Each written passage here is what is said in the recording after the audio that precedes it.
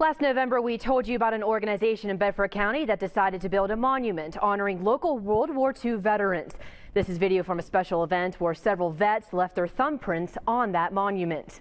Well, now several months later, that statue is almost completed. In this week's Making a Difference segment, I discovered that although the project was a challenging one, organizers say it was much needed.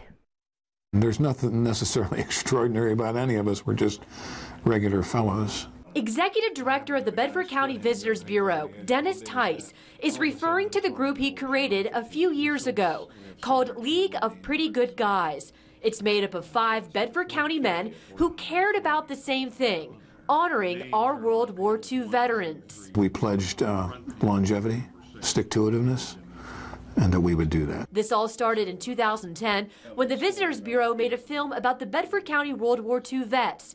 Tice says it raked in about $35 grand.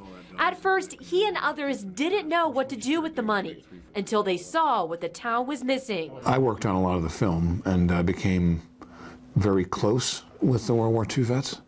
And as I was working on it, I became painfully aware, embarrassed actually, that there was no monument to honor the sacrifice of all these people. Veterans have kind of a soft spot in my heart for, and I thought this is something that would be a worthy, worthwhile project, not only to honor them, but a great addition to the community. Brian Jeffries, also a member of the League of Pretty Good Guys, is talking about the 3,000-pound monument the group decided on creating.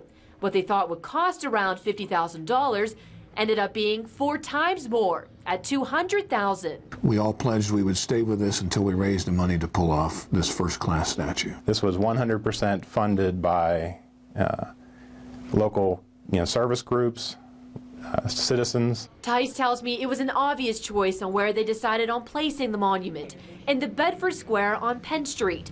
The statue will feature 2 soldiers who appears to be on the battlefield reading a letter from home. It was important to Tice and the other good guys to depict the sacrifices that were made. There were so many involved from Bedford County, 1 out of every 8 served. 1 out of every 8. So when they came back, who was going to create the monument? They didn't make a monument to themselves. It's finally time for us to do it.